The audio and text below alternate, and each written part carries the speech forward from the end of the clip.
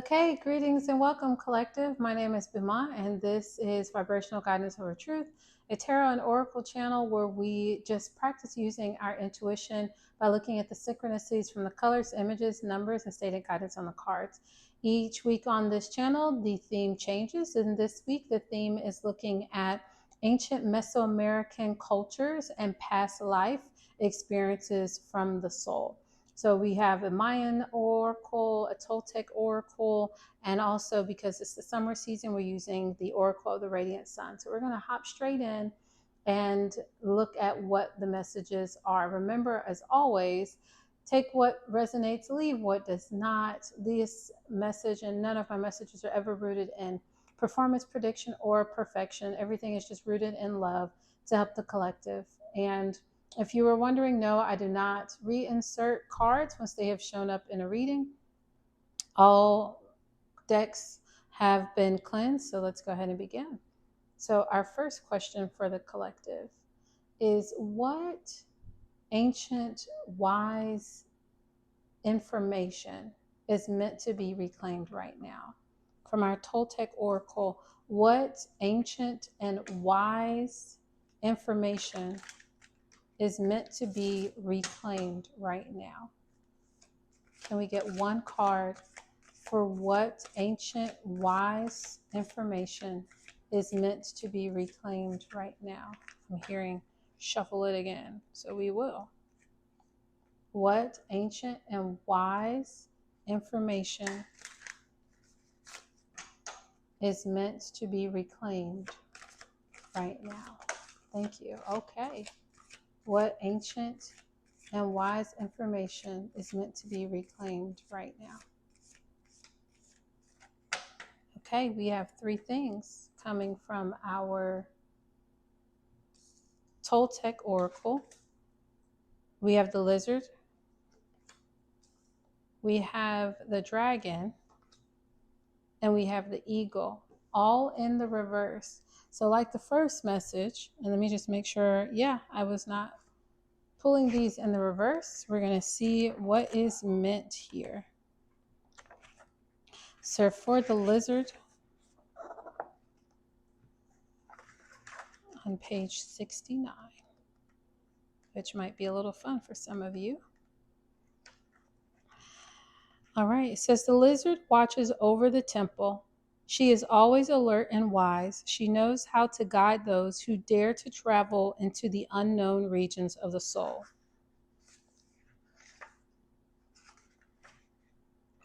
General meaning: the lizard is associated with the elements of fire. Thus, the lizard symbol represents the pursuit of shamanic practices without losing connection with the earth. In other words, a shamanic path within a down-to-earth context. Because it represents this grounded approach to magic, the lizard is a symbol of equilibrium. When you get this card, it is a sign that you need to look for the equilibrium that arises from cultivating both your spiritual magical side and your practical material side with equal attention and dedication. This is what is meant to do life grounded in spiritual life.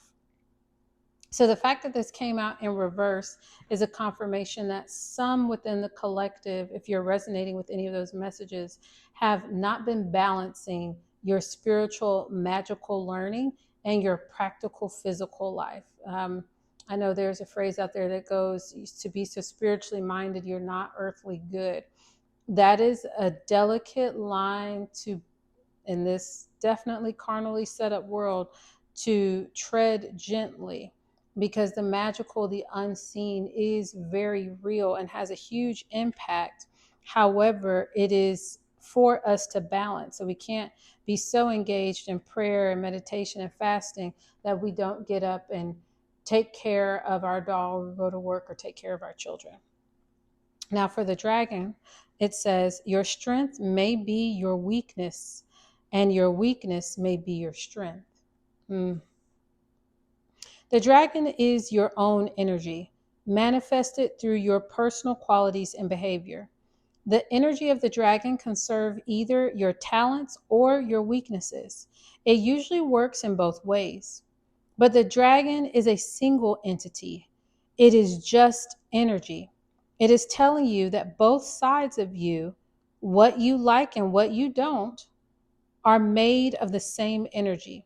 Therefore, these two opposites that seem to constitute the core of your conflict are connected in the bottom line level of energy. The revelation of the dragon is a major realization about the process of life and soul development. It lets you see that what you hate about yourself and what you love about yourself are not disconnected things, but somehow they are the same. Consider this: the only source of energy for you to build your strengths is the energy you have been spending in your weaknesses and in your constant and useless rejection of those weaknesses. Wow. So I definitely see that there is an alignment between the two, that someone is not accepting their flaws and their gifts, their setbacks, their trials, and their attributes and their skills. Both of them are a part of you. And when you wield the sword of direction in your life, you're moving forward and or backward with the same energy of strength and weakness in whatever direction that you go. And like there's a balance that is mentioned here, this dragon card is also representing balance. And what I also notice is a synchronicity just now is the lizard and its reptilian connection, and this dragon with also its reptile scale connection. However, on this side, we have the eagle and the dragon, and these two can both take flight. The eagle with its wings and the dragon also being a creature that can take flight as well. So there's some aspect of duality here that is being brought up for the collective. Let's look at the last one, which is the Eagle card on 167, to make sure that we definitely give the collective what they need to hear.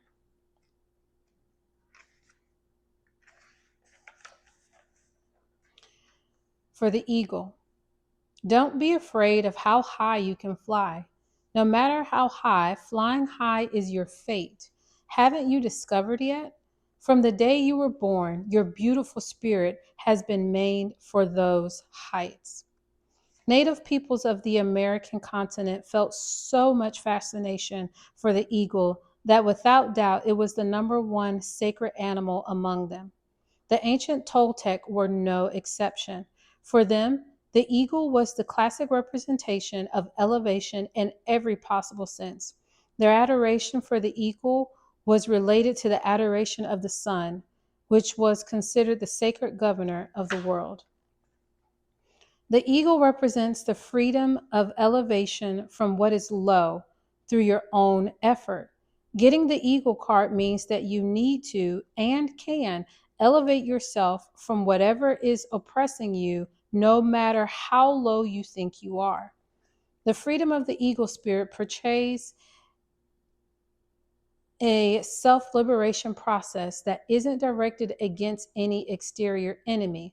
The only real enemy is your attachments to actions, situations, and habits that give you no life and that remain attached out of fear of trying something new. Wow, wow, wow.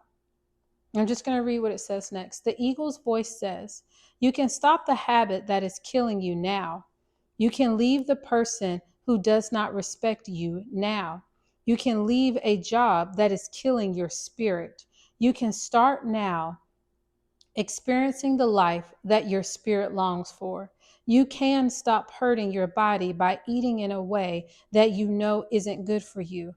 You can leave behind the physical or emotional addictions that sustain your false mask of weakness." I don't think there's anything else I need to say on this. You in the collective, whoever resonates so far with this reading, are definitely being called from a lizard, noticing those dualities, to the dragon. You have control over both parts of yourself, and you are going to take them with you, and your perspective on them is yours. But you are in this middle season being told to see your wings. And some of you are not being able to see that you are a reptilian. And that is not a bad thing. And not only are you a reptilian, but you are a reptile with wings. And if you want to be able to stop being earthbound, trapped by the duality, the pros and the cons of yourself that you see and you analyze to be the eagle, you can be the eagle, though it is here in the reverse, once you fully choose to move on from whatever those accepted weaknesses are. Let's go now to the Soul Cries Oracle and see if we have any messages here. How does the Sun Cries Oracle align with the cycles of the Toltec? How can the Soul Cries Oracle cards align with the messages from the natural cycles of the Toltec? Okay, you want a different question, I can tell. Are there any confirmations for these three reversals? Are there any confirmations for these three reversals? And I heard no, but take it from the middle of the deck. Okay. Are there any confirmations from the Soul Cries Oracle? No. All right. So I'm just going to split the deck. And it said, take it from the middle. Rejection. I open myself up with assurance to the outside world. The 36 card. So someone here is dealing with rejection. It's very clear. Rejecting the two parts of yourself, thinking that you, like that quote I said, are so heavenly minded that you're no earthly good. And whatever this rejection is of, as the tarot community has been saying it, your shadow side, your dark side, you are being told clearly in this message to embrace the two. Embrace the fact that you're capable of black magic and white magic. Embrace the fact that you're capable of life and death. Embrace the fact that you are capable of integrating holistically the two parts of yourself, the part that is idealistic and that you love and you enjoy having it praised and celebrated, and the part of yourself that you loathe and you don't like seeing and experiencing being criticized. Let's pull now from these mystic manifesting. Ooh. Oh yeah, you want to say something. What truth needs to be revealed for the collective to grow? So what truth needs to be revealed in order for the collective to grow? And it wanted to come out again, but you did not.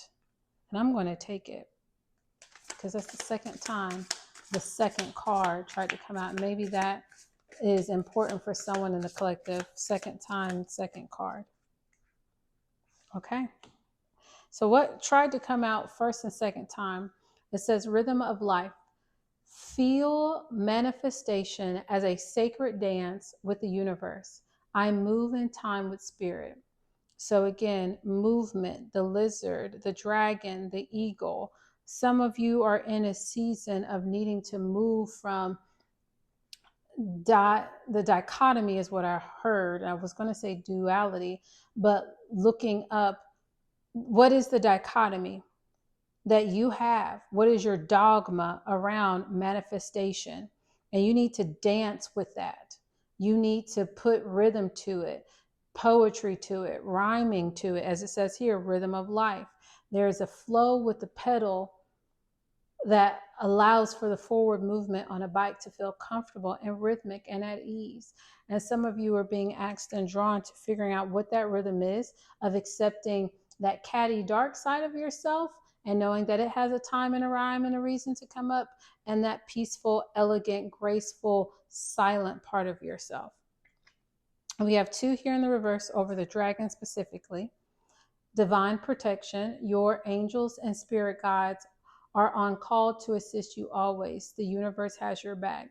So for some of you, you feel like the universe does not have your back, that due to all that is going on, all that you have been taught, the bad skills and talents and environmental factors, that the divine guides don't have your back. And this message is coming through to let you know, no, we do have your back. We just need you to get to the point where you fully accept both parts of yourself and stop thinking, again, that phrase is coming up, to be so heavenly minded that you're no earthly good, that it is going to be messy down here. And we brought you here to be comfortable with that mess and with the cleanup.